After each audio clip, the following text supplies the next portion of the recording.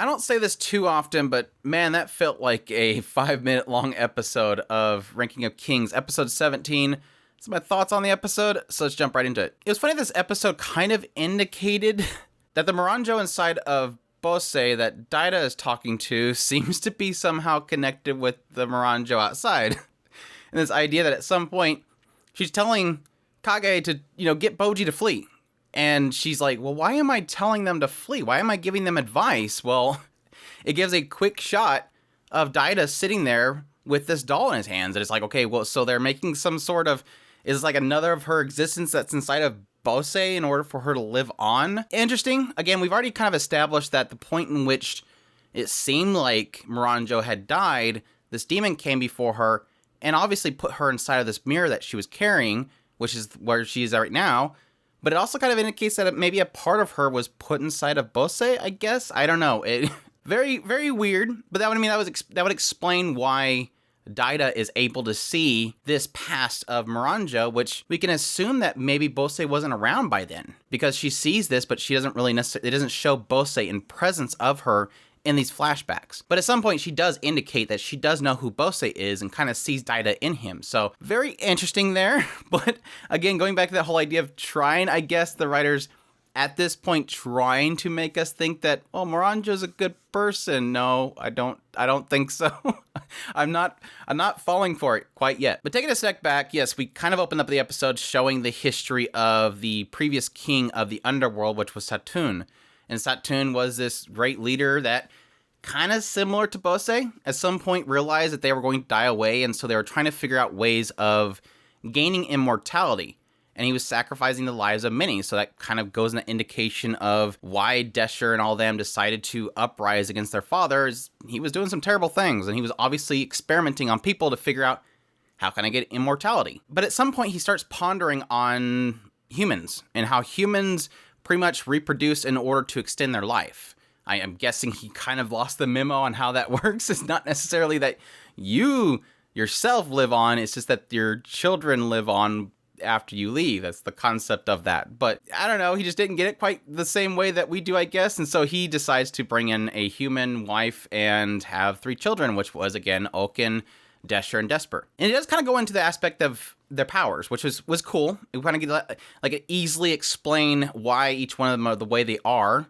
Desher obviously took on his powers. Desper pretty much took on nothing really, just like a very minute amount of power, so he was more human than really anything. And then obviously Ouken, who gained his strength, but then it kind of indicates that after they overthrew his father and killed him, that at that point, at the age, I think it says 25, Ouken pretty much stabbed himself in the arm in front of Desher and showed that he was healing himself, and he started losing himself. He didn't know who he was anymore at that point, realizing that he can't really die. And it was interesting because the way that it tells this story, it doesn't necessarily indicate, well, he had these 3 children and Ouken had strength plus immortality. It specifically points out that at the point in which the king was killed and at the age of 25, Ouken realized he had this power. Now, I don't know. For me, it kind of felt like it was indicating the idea that it was because they killed their father, he gained that strength. Because this is kind of something that's been indicated with several transfers of power so far. What was the whole idea behind Boji and Daida? Well, at least specifically Boji. He needed this power. He needed to live on. Okay, well, you have to have a child and you can take his power. But it wasn't necessarily that he died. But there might be an indication that there is some sort of additional transfer of power upon death. I don't know if they'll get into that later on again, but seemingly it's not as if it's confirming it, because again, it showed the father die, then it showed, okay, at year 25, Desher's already on the throne, now he's realized he has his power. So it's a little bit up in the air as to how that transfer happened, or if it was a transfer of maybe Ouken finally awakened at the age of 25. Because it does specify technically with Boji, in the idea that Miranjo's questioning how Boji is so strong. Oh, well, Desper unlocked his power. Not really indicating what that power is or if it's what she really thinks it is. Because again, technically Miranjo knows that they took the power from Boji, and she might not know that Boji can't gain actual physical strength. He just unlocked a skill. But obviously it's drawing a lot of parallels between the 2 families. Bose and Satun, along with Boji, Daida, and Ouken, Desher, and Desper. In both cases, the father wanted, additional strength or immortality.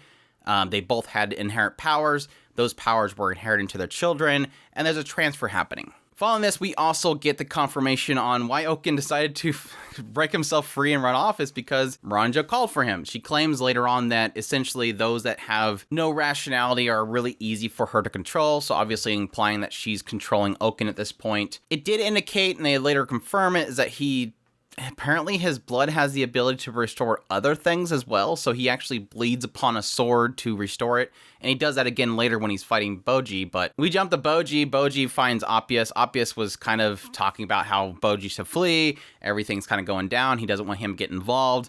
Well, Boji's obviously not going to go along with that, so Appius was about to fight him, like, well, I guess I have no choice but to fight you because I owe Miranjo so much that I have to do this. I like how Kage's like, who cares?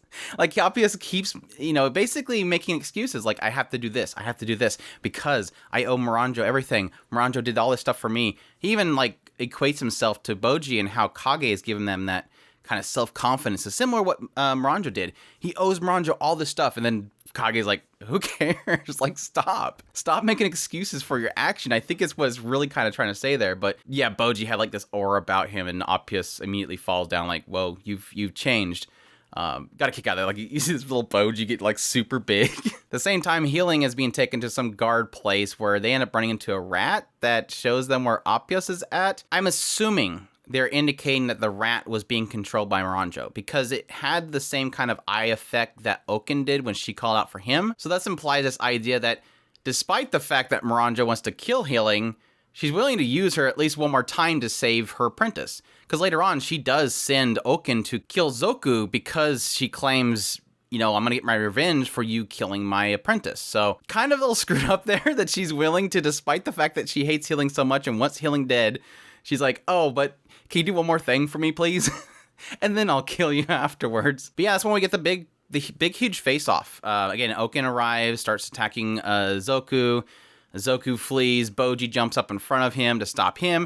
At this point, Boji doesn't really know who's who. It just seems like he knows that Ouken's bad, and Ouken needs to be stopped because obviously before they met them. I did like that throughout this entire battle, we do have this moment where, yeah, Zoku finally kind of reveals what he did to Appius, which is cry and act like an idiot and then, breathe out all this poisonous smoke, which I knew at the time, I'm like, that's not going to work against Boji. Sure enough, yeah, he's got Giant's blood. It's not going to work on him. And even though it seemed like they were working together at first and then they take down Zoku, obviously Ouken doesn't want to capture him. He wants to kill him because he's been told to. So this turned into a fight between the two of them.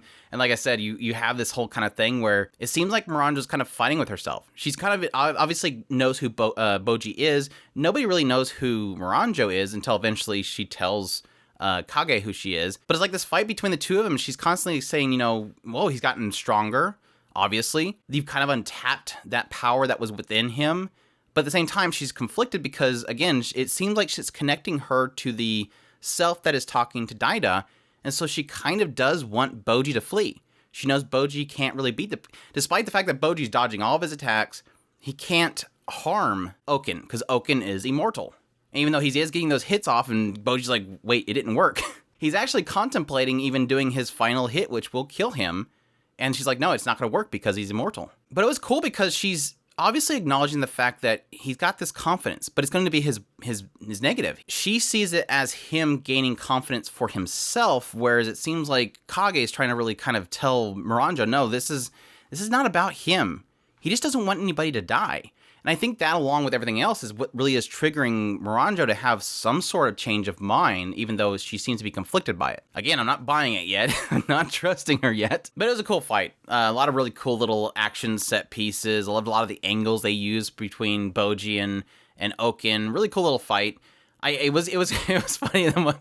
He's sitting there doing his little puff thing to try to paralyze him, and then at some point he chucks a rock at Boji, and Boji just like stabs through it, and then he's like all happy about it. Like he did something really cool. I had thought at first maybe that they were trying to imply that his ability to paralyze people wasn't like a thrust. I mean, it obviously looks like a thrust. He's pounding out his hand, and like it looks like a little gust of wind that would paralyze somebody, but why would he switch to throwing a rock unless maybe that's how he paralyzes people? He throws rocks at the right spot. Maybe similar to Boji, where he hits them in the right spot. It cuts off vessels. Maybe he's throwing rock. I don't think that's what it's implying. Maybe he just chose to throw a rock. I just don't know why he chose to throw a rock. It just doesn't make any sense. It was interesting. I'm curious if this will be brought up later, is they did note that when Domos and Hokuro went into this lower area where the doorway to the underworld was, to basically destroy it, it was this big drape that had the symbol of the Shadow Clan, Kage's clan. And this is the point where they're kind of noting all these ideas like, oh no, it was supposed to be this really dangerous group, but they were actually a group of people that were actually very pure-hearted, but that were basically exploited and manipulated and used and then discarded. So it kind of indicates this point that the Shadow Clan were the ones that made the portal to the underworld? Question mark? I mean, that would make sense. Maybe long ago they were used to make that portal for this kingdom. It kind of indicated that Kage and them were from a different kingdom, though, so I'm not sure exactly if that's something that they stole, or maybe they stole one of the people of this clan and brought them there to use them to make that portal, but it is interesting. I'll be curious if it's something that's got brought up later, or maybe this is just showing that later on Kage is going to be able to teleport Boji everywhere just for the sake of transportation. I just assumed earlier that it was just Miranjo made a portal. But yeah, great stuff overall. I guess at this point right now, all we really have is Miranjo and Ouken versus Boji. I'll be curious as to how they're going to wrap things up at this point. It's not as if Desper and the Knights are out of this picture already, because they're coming over there to see what's going on. So I'll be curious as to see maybe exactly what's going to happen with that whole situation. I'm curious if Ouken's going to... I really am at this point really curious if they can redeem Ouken. Like, I'm not to say that Ouken needs redeeming, but just, I guess, fix him.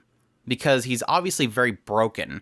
And it's never been indicated that he's a bad person. He just lost his mind, and he's never been in the right mind. Yeah, obviously he hurt and possibly killed a lot of people, but it doesn't seem like any of it is in his right mind. I'm really curious as to see if maybe Boji's able to correct the situation, or maybe if Kage is going to, I don't know, grab Miranjo and run off with him just to get Ouken to leave, or maybe attacks Miranjo at this point. Because right now, Kage's not really doing anything besides kind of telling Boji to do stuff every now and then. So, oh, I almost forgot. I don't know why I forgot this, because it's kind of important. During the conversation with Appius, he revealed to Boji what Miranjo's doing. That the person behind all this is Miranjo, and what she wants is to kill Healing and to destroy the nation. And it's funny because I kind of take Appius's word on this whole situation as true, because he technically, besides Bose, he's the one technically in the current cast that has been around Miranjo the longest. So he would know what the driving force of Miranjo was, despite the fact that nobody wants to say anything. Well, Miranjo said it, but Miranjo said, I want to kill you and destroy the nation, not really saying why. But he says the reason why she's doing all this is because she wants to be alone with Bose and them go on adventures together. Which we've kind of got the idea of that. I mean, we do have Bose saying that he's just trying to fulfill whatever... He's going with the flow. Miranjo says, I want to kill Healing and destroy this nation because I want to make what Bose wants come true. She wants to make his dreams come true. So they're kind of in conflict if you think about it, but if you look back at like what we've seen so far with the backstory, it's indicated that at some point Bose met Miranjo. At some point Miranjo, they were traveling together. Bose wanted to get stronger, so she brought him to this demon. The demon said you have to have a child in order to get stronger, to draw it from that child. She found him this giant. They had a child, and he settled down. He's seen the child, he got his power, but he said, I want to build a nation for this child. He became rooted. He rooted down in the ground and created a nation, and I don't think Miranjo liked that because she became distant. Like, she no longer had his attention. And so, at that point, despite the fact that it was her idea to make him stronger through this demon, she now feels like she's alone, and so she decided to destroy that nation, so that she could pull Bose back out, get him out of this nation, and go back on their adventures together again. There's a side of me that's like, well, that's a little bit of a downer. Like, the whole driving force to all this crap that's happening is because she's jealous and lonely, and so she wants to basically destroy his entire family. Why is Bose okay with this? Again, it goes back to the whole thing of we don't really know why Bose is going along with it yet, but I can see that. I mean, it's not that it's a bad driving force, jealousy. Jealousy is a driving force to a lot of stories. So it's not a bad thing, but at the same time, it's interesting. Again, I think we've pretty much established Miranjo's side, besides seemingly some more indications of how she knew the demon is probably going to be a big driving force later, or a story beat. But I think right now at this point, I just want to know why Bose is going along with it. Yeah, looking forward to next week. It really does feel like things are wrapping up, but not really. I really have a weird feeling with the show over the last few episodes. It feels like things are wrapping up, but then there's always something that's added to the picture. So we'll see. That's my thoughts on episode 17 of Ranking of Kings. We still have, 5 more episodes? 6 more episodes? So still got a lot to go through, but I hope you all enjoyed. If you did, hit that like button down below, comment, let me know what's thought of the episode. Subscribe if you haven't already, share this if you can. Support us on Patreon, throw a tips link in the description below. Definitely appreciate everybody that does, and y'all take care.